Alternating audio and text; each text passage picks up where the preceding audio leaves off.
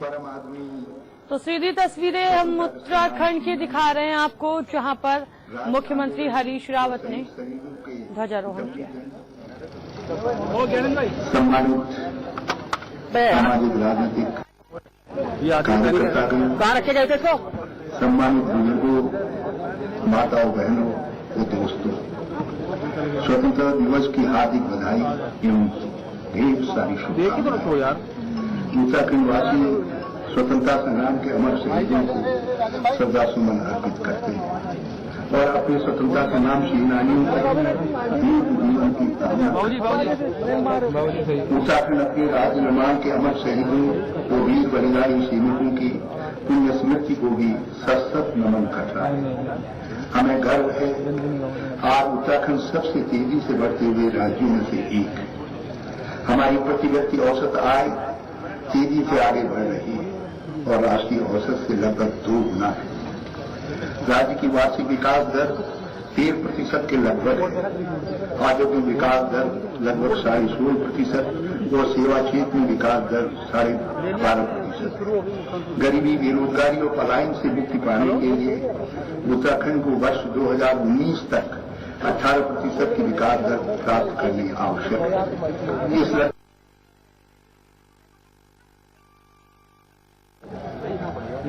9% और service sector की विकास दर को वर्ष 2019 तक 20% पहुंचाना होगा।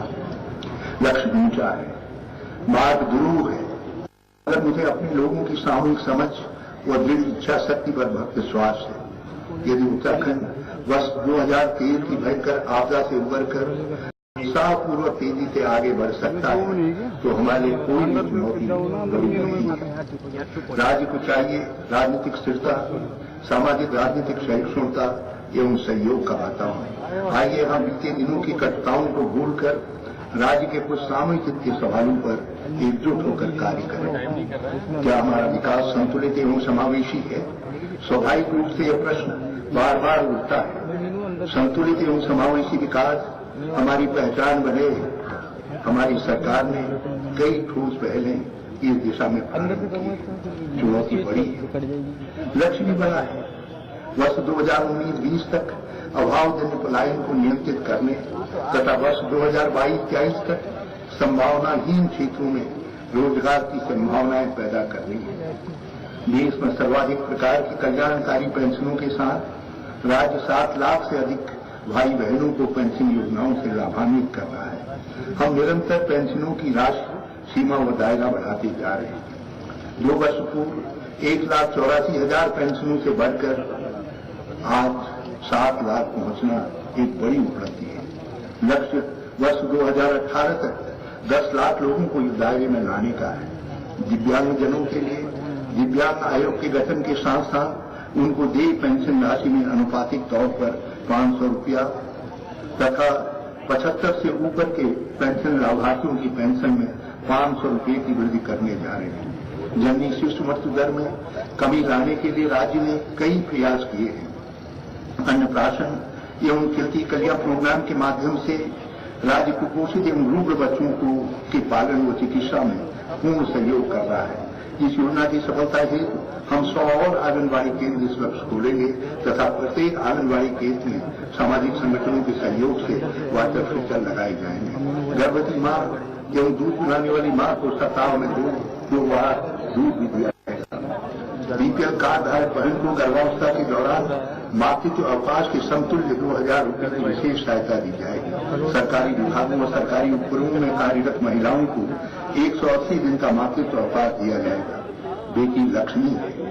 इस भावना को आगे बढ़ाने के उद्देश्य से हमारी कन्या हमारा विमान, गौरा देवी कन्या धन योजना, नंदा देवी वैवाहिक सहायता योजना, गर्भवती महिला विशेष पौष्टिक आहार योजनाएं दृढ़तापूर्वक आगे बढ़ाई जा रही है। गांव-गांव में महिला उद्यमी तैयार करने के लिए मुख्यमंत्री सतत आजीविका योजना प्रारंभ की गई है। महिला स्वयं सहायता समूह व महिला मंगल दलों की विकास में भागीदारी सुनिश्चित करने के लिए मुख्यमंत्री महिला स्वयं सहायता समूह सशक्तिकरण योजना प्रारंभ करते हुए इस वर्ष हम 12,000 से अधिक महिला स्वयं सहायता समूह को लाभान्वित करने जा रहे हैं। प्रत्येक महिला स्वयं सहायता समूह का बैंक में 5,000 रुपये से खाता खोला जाएगा तथा व्यवसाय हेतु प्रत्येक समूह को सीड कैपिटल के रूप में 25,000 रुपये तक सहायता स्वरूप उपलब्ध करवाए जाएंगे। समूह को उनके वार्षिक टर्नओवर पर 5% का बोनस दिया जाएगा। महिला उद्यमी और महिला स्वयं सहायता समूह के लिए उद्यमिता हाट बनाए जा रहे हैं। सिडकुल में 200 एकड़ भूमि में महिला उद्यमिता पार्क स्थापित किए जाएंगे। ऐसा एक पार्क 10 एकड़ भूमि के साथ सितारगंज में स्थापित किया जा चुका है। नई दिशा योजना के नाम से हैंडीक्राफ्ट और हैंडलूम के 10 महिला क्लस्टर विकसित किए जा रहे हैं। इन क्लस्टरों में चयनित महिलाओं को Nanda Devi centre of excellence for handloom and natural fibre में प्रशिक्षण दिया जाएगा। महिला स्वयं सहायता समूह यदि खेती के लिए लीज पर भूमि लेते हैं तो राज्य सरकार उन्हें खेती के लिए 1 लाख रुपए की सहायता उपलब्ध करवाएगी।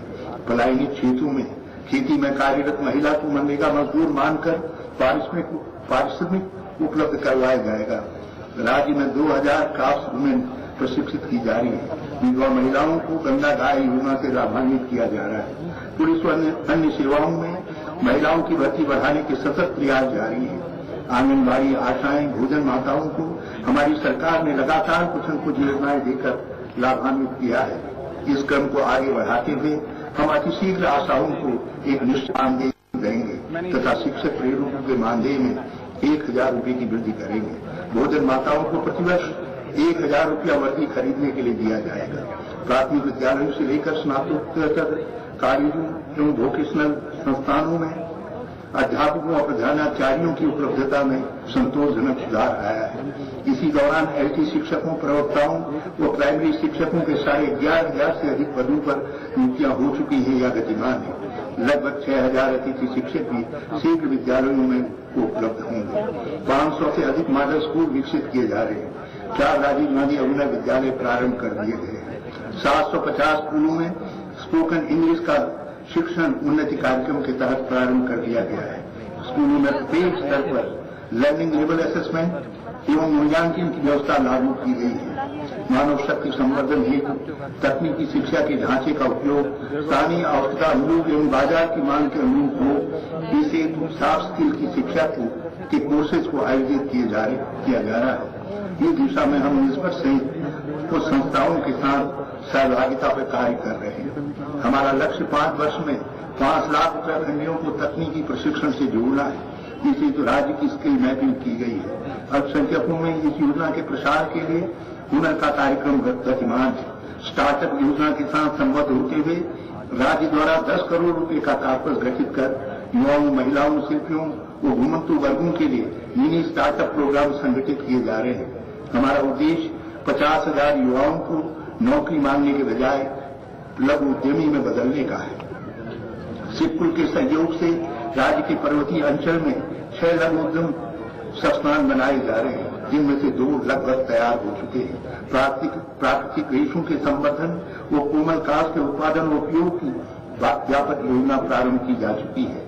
उद्योग के क्षेत्र में प्रत्येक श्रेणी के उद्योगों, जिनमें electronics, textile, film, food processing भी सम्मिलित है, नीतियां व नियम बनाए जा चुके हैं। अभी 3 करोड़ के लगभग कांवड़ियों के साथ कांवड़ मेला सफलतापूर्वक संपन्न हुआ है। हेमकुंड सहित 5 धाम यात्रा में 12 लाख से अधिक यात्री श्री केदारनाथ, श्री बद्रीनाथ, गंगोत्री, यमुनोत्री और हेमकुंड की यात्रा पर आ चुके हैं। हमें सुरक्षित सुगम उत्तराखंड यात्रा का संदेश आगे बढ़ाना है। पृथक इको टूरिज्म कॉर्पोरेशन के गठन के साथ हमने अपने जंगलों, उद्यानों, ट्रैकिंग मार्गों व साहसिक खेल गंतव्यों के विकास की एक और सशक्त पहल प्रारंभ कर दी है। बर्ड्स, बटरफ्लाइज और रेप्टाइल्स तथा उड़ास लवर्स के लिए नए पार्क चिन्हित कर विकसित किए जा रहे हैं। राफ्टिंग सहित सभी प्रकार के water sports, paragliding, aero sports, skiing, mount biking, trekking, forest cycling के प्रेमियों के लिए हमने कई डेस्टिनेशन चिन्हित कर विकसित किए हैं। राज्य अपने लघु व मध्यम दर्जे के टूरिस्ट सर्किट भी विकसित कर रहा है। सांस्कृतिक धरोहरों जैसे वाद्य यंत्र, उत्तराखंडी शैली युक्त भवनों, सांस्कृतिक मेलों, त्योहारों को प्राकृतिक सौंदर्य और साहसिक पर्यटन के साथ जोड़कर पर्यटन के इंटीग्रेटेड रूट मैप पर अमल हो रहा है। 1,000 पर्वतीय शैली के घरों को होम स्टे के कंसेप्ट पर पर्यटकों को उपलब्ध करवाया जा रहा है। ऋषिकेश व जागेश्वर के योगा सर्किट में योग और प्रकृति के सामंजस्य से योग आधारित पर पर्यटन को आगे बढ़ाया जा रहा है। मुझे उम्मीद है हरेला झुमेलो भी संक्रांत का राज्यव्यापी आंदोलन धीरे धीरे ओणम बिहू के त्योहारों की तर्ज पर अपने और अन्यों के लिए एक बड़ा आकर्षण सिद्ध होगा। सिद्धि और समृद्धि का प्रतीक ऐपन अब दुनिया भर में हजारों घरों की शोभा बढ़ा रहा है। हमारा ध्यान आर्थिक पर्यटन को बढ़ाने पर भी है। हम युवा ट्रैकिंग अभियानों और हमारे बुजुर्ग हमारे तीर्थ कार्यक्रम को इस वर्ष सितंबर मध्य से नवंबर तक शिद्दत से चलाएंगे। तेज शहरीकरण आज के भारत का सत्य है। उत्तराखंड को वर्ष 2022 तक 50% शहरीकरण का लक्ष्य रखना आवश्यक है। पिछले 2 वर्षों में हमने नगर निकायों की संख्या लगभग चौड़ी कर दी है। बड़े नगरों के चारों ओर अर्ध शहरी क्षेत्र अस्त व्यस्त विकास का शिकार न हो, इस यूगा के नाम से नए प्राधिकरण का गठन किया गया है। इसे भराड़ी शहर गरुड़ा बांध सहित कई छोटे काउंटर मैग्नेटिक टाउन डेवलप करने व आवासीय सुविधा पैदा करने की जिम्मेदारी दी गई है। महर्षि वाल्मीकि एवं रैदास तथा महापुरुष खुशीराम और दयानंद भारती के नाम से 35,000 नए घर बनाने के संकल्प के साथ हम शीघ्र उत्तराखंड जन आवास योजना प्रारंभ कर रहे हैं। देहरादून में प्रारंभ की गई रिवर फ्रंट डेवलपमेंट योजना सफलतापूर्वक प्रारंभ हो गई है। इस सशक्त पहल को आगे बढ़ाने के लिए Dehradun river front development corporation का गठन किया जा रहा है। अमृत योजना के तहत राज्य के 6 नगर निकायों और नैनीताल में पेयजल आपूर्ति और सीवरेज ड्रेनेज संबंधीकरण का कार्य 5 वर्षों में पूरा किया जाएगा तथा नमामि गंगे योजना नगरों में सीवरेज और सीवरेज ट्रीटमेंट सिस्टम स्थापित करेगी। निर्मल भारत योजना के तहत रामगढ़ और जसपुर ब्लॉक खुले में शौच की समस्या से मुक्त हो गए हैं। इस योजना को आगे बढ़ाने के लिए राज्य सरकार एक समानांतर प्रोत्साहन योजना के तहत श्रम विभाग में पंजीकृत 1.5 लाख निर्माण कर्मी परिवारों को शौचालय या रसोई घर बनाने के लिए प्रति परिवार 20,000 रुपया अनुदान स्वरूप प्रदान करेगी। इस योजना का लाभ मनरेगा श्रमिकों, रोड व मिस्त्रियों को भी मिलेगा। शहरी वर्ग शहरी क्षेत्रों की स्थिति में व्यापक सुधार लाने के दृष्टिकोण से मरीन भर्तियों के नियमितीकरण के साथ साथ डॉक्टर कलाम बुनियादी सुविधा विस्तार योजना को भी लागू किया जा रहा है। इस वर्ष 25 करोड़ की पूंजी के साथ आगे 4 वर्षों में 400 करोड़ का कॉर्पस गठित किया जाएगा। मरीन बस्ती नियमितीकरण की नियमावली इस माह के अंत तक परिचालित कर दी जाएगी। इस वित्तीय वर्ष के अंत तक हम 1000 नई सड़कों पर काम प्रारंभ कर चुके हैं। वर्ष 2020 तक हमें रोड कनेक्टिविटी फॉर ऑल का लक्ष्य पूरा करना है। पुल और रोपवे तथा मेट्रो के लिए अलग अलग संगठन स्थापित कर दिए गए हैं। राज्य का पहला फ्लाईओवर बन चुका है। 2 और फ्लाईओवर इस वर्ष पूरे हो जाएंगे। 6 और flyover, 6 railway overbridge, 2 underpass, 4 tunnel पर हम आगे कार्य प्रारंभ करेंगे। विद्युत उपलब्धता, सबसे सस्ती बिजली हमारे राज्य में विनिवेश हेतु प्रमुख आकर्षण है। हम इसे बनाए रखेंगे और वर्ष 2017 तक हर घर को बिजली देंगे। बिजली की लगातार पूर्ति को विद्युत उपभोक्ता के कानूनी अधिकार के दायरे में अगले 2 वर्षों में लाया जाएगा। इस हेतु 400 और 200 मेगावाट के 8 सब स्टेशनों के निर्माण का कार्य गतिमान है। छोटी नहरों, कुओं और नलकूपों के गठन के फलस्वरूप हमने वर्ष 2015-16 में पहली बार अपनी सिंचाई क्षमता में 5% की वृद्धि की है। इस अभियान को गति देने के लिए सिंचाई विभाग को 100 लघु जलाशय निर्माण का दायित्व सौंपा गया है। इनमें से 4 बन चुके हैं, 10 में निर्माण प्रक्रिया गतिमान है। जल संचय के बिना हमारा कल्याण नहीं है। पेयजल विभाग, वन विभाग, कृषि जलागम विभाग को इस कार्य में लगाया गया है। वन विभाग ने जंगलों में 1000 जल कुंड बना दिए हैं और उन्हें 10,000 का लक्ष्य दिया गया है।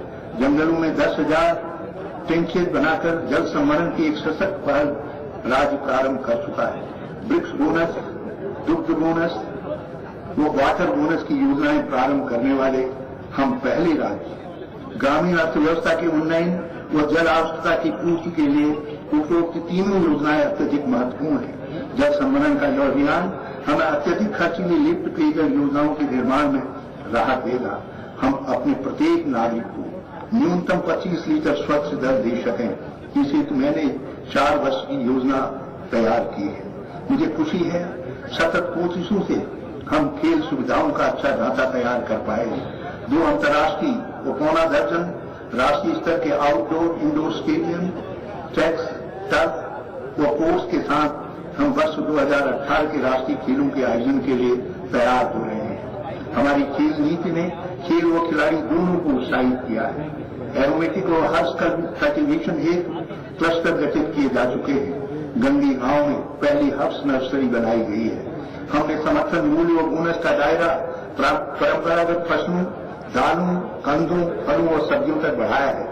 बिक्री खेती के सुधार के लिए चकबंदी का कानून बनाने के साथ साथ क्लस्टर बेस्ड एग्रीकल्चर व कॉन्ट्रैक्ट बेस्ड एग्रीकल्चर को बढ़ावा दिया जा रहा है। इसे लैंड लीजिंग पॉलिसी में बदलाव ला रहे हैं। वर्ष 2017 तक मैदानी क्षेत्र के चारों जनपदों में सभी किसानों को सॉइल हेल्थ कार्ड दे दिए जाएंगे। किसानों के गन्ने के बकाया का 90% हिस्से का इस माह के अंत तक भुगतान हो जाएगा। गन्ना बीज बदल कार्यक्रम पर राज्य इस वर्ष पुनः 10 करोड़ रुपया व्यय करेगा। दुग्ध विकास बोनस योजना का पिछले वर्ष 50,000 किसानों ने लाभ उठाया है। इस वर्ष 60,000 किसानों को हम लाभान्वित करेंगे।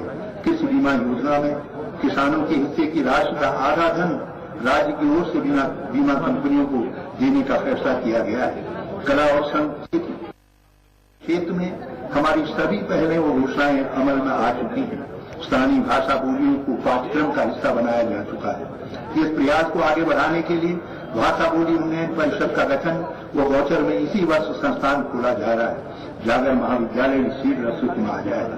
राज्य वित्त शिल्प संस्थान भी इसी वर्ष कार्य प्रारंभ कर देगा।